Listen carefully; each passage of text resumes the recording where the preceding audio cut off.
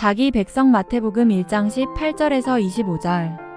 하나님께서 세상에서 일하실 때 사용하시는 도구는 언제나 하나님의 백성입니다. 그런데 우리는 언제나 하나님은 나를 사용하셔서 일을 하신다는 것을 잊어버리는 것입니다. 즉 내가 하나님의 도구로서 쓰여져야 한다는 사실을 외면해 버리는 것입니다. 예를 들어서 내가 누군가의 어려움을 위해서 기도한다고 할 때 우리는 하나님께서 그 어려움에 있는 신자를 도와주세요 라는 기도를 하게 됩니다. 즉 우리의 바람은 하나님이 손수 신자를 도우셔서 그 어려움에서 벗어날 수 있도록 해달라는 것입니다. 그리고 내 할 일은 이제 다 했다라는 생각을 가지게 됩니다. 내 형제를 위하여 기도했으니까 나는 그 형제를 사랑한다고 스스로 생각하는 것입니다. 그러나 하나님께서 보시는 것은 형제를 위해서 기도했느냐가 아니고 형제를 위해서 어떤 도움을 줬느냐를 보시는 것입니다. 즉 내가 하나님의 사랑의 도구가 되어서 그 형제에게로 다가가기를 하나님께서는 원하시는 것입니다. 이와 같이 하나님이 일하시는 장소는 우리 자신이고 하나님이 사용하시는 도구도 우리라는 것을 잊어서는 안 되는 것입니다. 결국 하나님께서 신자에게 원하시는 것은 우리의 희생과 섬김인 것입니다. 기도했다고 해서 말로 위로했다고 해서 신자의 할 일을 다 한 것이 아니라 상대방의 어려움과 고통에 동참하기 위해서 무엇을 했느냐를 하나님께서는 계속해서 묻고 계시는 것입니다. 신자의 할 일은 내가 하나님의 도구가 되어서 움직이는 것이지 나는 가만히 앉아있고 하나님께서 어떤 능력을 보이시기를 기다리는 것이 아님을 알아야 한다. 하나님이 찾으시는 신자는 바로 이런 삶의 정신의 소유자인 것을 알아야 합니다. 이런 자가 바로 21절에서 말하고 있는 예수님의 자기 백성인 것입니다. 그럼 자기 백성에 대해서 자세히 살펴보겠습니다. 먼저 11-16절까지는 예수님의 족보에 대한 기록인 것을 알 수 있습니다.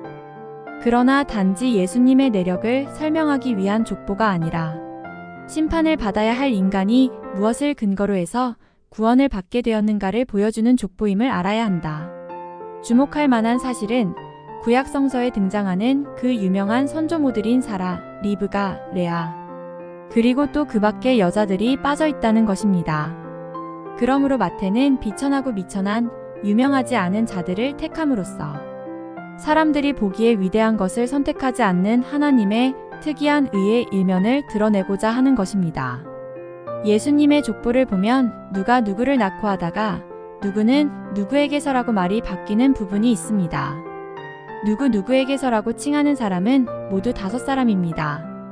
첫째는 다말룻 412에게서입니다. 다말은 유다의 며느리로서 유다와 동침한 이방 여인입니다. 다말이 유다와 동침하게 된 이유가 무엇입니까? 유다의 가문을 통해서 하나님의 약속이 이어진다는 것을 알고 있었기 때문에 유다의 자손을 잇고자 한 것입니다. 유다는 인간적인 생각에 빠져서 하나님의 약속을 이어야 된다는 것에는 전혀 관심을 두지 않고 단지 자기 아들을 살리려고만 했던 것입니다.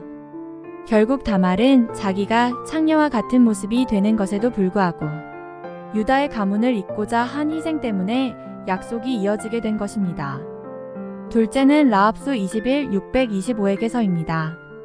라합도 이방 여인이요 창기로서 자신의 목숨을 걸고 이스라엘의 정탐꾼을 살려주게 된 것입니다.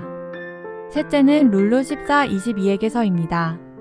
룻은 남편을 잃은 시어머니의 고향으로 돌아갈 때 자신의 편한 길을 찾아가지 않고 시어머니의 하나님이 나의 하나님이 된다 하면서 나오미를 쫓아간 모압 여인입니다.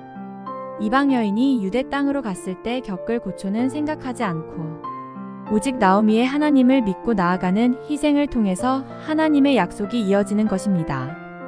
넷째는 우리아 3하 113의 아내에게서입니다. 우리아는 햇사람으로 나타나기 때문에 밧세바는 이방 여인입니다. 우리아의 아내는 밧세바입니다. 그런데 밧세바가 기록되지 않고 우리아가 기록되고 있는 것은 다윗의 죄로 인해서 죽음을 당한 우리아의 희생을 통해서 하나님의 약속이 이어지는 것임을 보여주고 있는 것입니다. 그러므로 내 여인의 이름을 언급한 것은 예수 안에서 그의 목표에 도달하게 될 모든 이방인까지도 구원하는 하나님의 행동을 시사하려는 것입니다. 마 2819 11-17절까지의 본문의 의미는 하나님이 그의 백성과의 역사를 이미 아브라함의 선택에서 시작했으며 예수 안에서 인간들의 모두 불투명한 의심스러운 죄적인 행위를 꿰뚫고서 역사의 목표로 역사를 이끌었다는 사실을 우리에게 말하고자 하는 복음서 기자의 신앙 고백이 여기에 있다는 것입니다. 이 본문이 우리에게 제기하는 문제는 우리가 어떤 구속력 없는 역사적인 논쟁으로서가 아니라 이런 신앙 고백에 예라고 대답할 수 있느냐는 데 달려있는 것입니다. 다섯째는 마리아에게서입니다. 마리아는 요셉과 정혼한 사이로서 동침만 안 했지 부부로 인정된 관계입니다. 그런데 이 부부 사이에 예수님께서 개입하신 것입니다. 이들에게 예수님의 개입은 아주 불리한 입장에 처하게 하는 것입니다. 즉 부부이긴 하지만 아직 처녀인 마리아를 예수님께서 사용하심으로 인해서 마리아는 수많은 멸시와 고초를 받아야 할 위기에 빠진 것이고 요셉은 요셉대로 어려움에 빠지게 되는 것입니다. 그러나 요셉은 천사의 말대로 마리아를 집으로 데려오게 되고 아들을 낳기까지 동침치 않았다고 말합니다. 동침치 않은 것은 성령으로 잉태되어서 태어난 아이가 행여 자기로 인해서 태어났다는 오해를 받지 않게 하기 위해서 동침치 않은 것입니다. 마리아의 몸에서 태어난 아이는 하나님의 아들입니다. 정식으로 하면 요셉의 아들이 되어야 할 것이지만 요셉은 그러한 모든 것까지 포기하고자 한 것입니다. 하나님께서 자신들을 사용하셔서 일을 하시고자 하실 때 마리아와 요셉은 다 같이 자신들의 권리를 포기하고 오히려 그로 인해 받을 수 있는 고초와 어려움까지도 거부하지 않은 것입니다. 그런데 그 다섯 사람의 공통점은 하나님을 위해서 자신을 희생의 도구로 내어놓았다는 것입니다. 즉 자신의 권리를 포기하고 자기를 희생시키는 모습을 드러내었다는 것입니다. 결국 여인들의 이런 희생이 있었기 때문에 인간들이 생명의 족보에 실릴 수가 있었다는 것을 예수님의 족보가 말해주고 있는 것입니다. 그러나 이 희생의 삶은 그때에 그쳐진 것이 아닙니다. 하나님께서는 이제 이 땅에 완벽한 희생자를 보내셔서 그 희생을 근거로 해서 자기 백성을 찾고자 하시는 것입니다. 다시 말해서 그리스도의 희생을 따르는 자를 자기 백성이라고 말씀하시는 것입니다. 예수의 잉태 118나 탄생 20일은 직접적으로 보도되지 않고 다만 그 결과만이 보도됩니다. 즉 한편으로는 요셉의 당황함이 또 한편으로는 헤롯의 당황함이 보도되고 있습니다.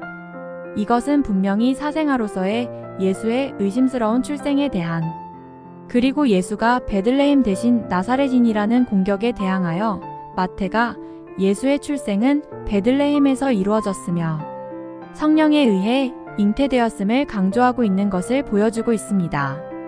마태는 이를 통하여 다만 이 출생은 하나님에 의해서 의도되고 이루어졌으며 예수는 이런 의미에서 하나님의 아들이라는 것만을 말하려고 할 뿐입니다. 19절에 요셉의 의로움이 등장합니다. 21절을 보면 아들을 낳으리니 이름을 예수라 하라. 이는 그가 자기 백성을 죄에서 구원할 자이심이라 하니라고 말합니다. 그러나 23절에 보면 이사야는 아들의 이름을 임마누엘이라고 예언하고 있습니다. 임마누엘, 즉 하나님께서 우리와 함께 하신다는 것은 이제부터 하나님께서 거짓과 참을 구분하시겠다는 것입니다. 결국 구약과 신약의 아이의 이름이 각각 다르게 예언되어 있는 것입니다.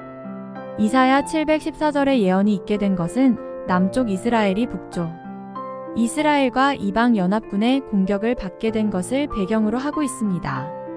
그때 여호와께서 이사야에게 아들 스알야숲을 데리고 아하스에게로 가라고 하십니다. 스알야숲은 남은 자가 돌아오리라는 의미의 이름입니다. 즉 하나님은 아하스에게 이런 전쟁을 통해서 참된 이스라엘로 남는 자가 생긴다는 것을 보여주고 있는 것입니다. 즉 전쟁 속에서 가짜 이스라엘과 참된 이스라엘로 갈라진다는 것입니다. 이하스에게 징조를 구하라는 것도 이긴다는 징조가 아니라 남은 자는 돌아온다는 징조를 말씀하고 있는 것입니다. 이사야가 예언한 임마누엘이라는 것은 하나님이 우리와 함께 하셔서 즉 자기 백성과 함께 하셔서 자기 백성과 백성이 아닌 자를 구별해 놓겠다는 의미의 말씀으로 예수라는 이름과 그 의미가 같은 것입니다. 예수께서 이 땅에 오신 것은 자기 백성을 죄에서 구원하시기 위해서라고 분명히 말씀하고 있습니다. 자기 백성이라는 것은 교회에 다니는 사람을 뜻하는 것이 아닙니다. 자기 백성은 그리스도를 따르는 자입니다. 하나님은 우리의 삶에 수시로 개입하십니다. 나를 하나님의 도구로 사용하시기 위해서 개입하실 때 하나님이 원하시는 것은 나의 권리를 포기하는 것입니다. 즉 내가 당연히 누릴 권리를 하나님의 일을 위해서 포기하고 그 권리를 하나님께 넘겨드리는 자를 원하시는 것입니다.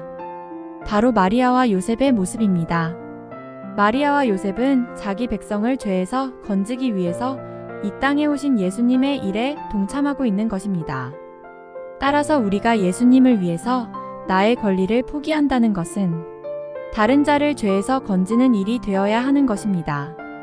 신자의 삶의 목적은 자기 백성을 죄에서 건지는 예수님의 일에 동참하는 것이 되어야 합니다. 봉사를 하고 헌금을 해도 나의 귀한 시간과 나의 귀한 돈 때문에 누군가가 죄에서 건짐받기를 소원하면서 하는 일이 되어야 합니다. 그럴 때 여러분의 모든 일은 귀하고 가치 있는 일이 되는 것입니다. 하지만 자기의 권리와 자기의 것을 포기해야 하는 것이 하나님의 일이기 때문에 그 일에 동참하기를 거부하고 그 예수님을 따르기를 거부할 때 그 자는 결국 예수님의 자기 백성이 아닌 것입니다. 그래서 이 땅에서 자기 백성과 자기 백성이 아닌 자를 구별하기 위해서 예수님은 비천한 나사렛 예수로 오신 것입니다. 마국간에서 태어나시고 목수의 아들로 오시고 비천한 마을에서 자라시고 하는 이 모든 것들이 예수님의 외형을 보고 따르는 자들이 없도록 하기 위해서입니다. 결국 많은 사람들은 예수님의 외형적인 것을 보고 예수님을 무시했고 하나님의 아들로 인정을 하지 않았던 것입니다. 그리고 이런 자들에 의해서 십자가에 죽으신 것입니다. 예수님의 백성은 낮고 천한 그 모습 안에서 구세주를 바라보는 자들이었던 것입니다. 예수님은 지금도 자기 백성을 찾고 계십니다. 예수님의 백성은 세상에서의 잘됨을 위해서 예수님을 좇는 자가 아니고 십자가를 알고 예수님께서 나를 사용하시고자 하실 때 나의 권리를 포기하면서 예수님의 도구로 쓰여지기를 기뻐하는 자가 곧 예수님의 자기 백성인 것입니다. 신자는 하나님께서 나를 사용하시는 것에 만족할 뿐입니다. 단지 하나님의 하늘의 뜻이 나를 통해서 이 땅에 이루어지는 것이 우리의 소원이 되어야 하는 것입니다. 어떻게 보면 너무 독선적이고 일방적인 요구라고 불평할 수 있습니다. 그러나 내가 하나님의 피조물이고 또한 심판을 받아서 영원한 멸망으로 들어가야 할 존재가 그리스도의 희생으로 생명을 얻었다는 것만으로 감사하고 기뻐한다면 땅의 것은 나에게 무의미한 것이고 하늘의 것을 바라보는 삶을 살 수 있을 것입니다. 그러나 하늘의 것보다는 세상의 것에 더 가치를 두고 있고 그리스도의 희생도 내가 세상을 살아가는 데는 도움이 안 된다는 생각을 가진 자에게는 예수님의 오심이 결국은 심판이 되어버리는 것입니다. 그래서 주님이 이 땅에 오신 것은 십자가를 발견한 자들에게는 구원이지만 십자가를 거부하는 자들에게는 심판이 되는 것입니다. 신자는 직장에서나 가정에서나 어디서든지 하나님의 도구로 존재해야 합니다. 직장은 돈을 벌기 위한 장소가 아니라 남에게 헌신하고 봉사하기 위한 장소가 되어야 합니다. 가정도 행복을 누리기 위한 장소가 아니라 하나님의 사랑을 나타내야 할 장소로 여겨야 하는 것입니다. 우리들은 예수님의 백성으로서 죄에서 건짐받은 신자들입니다.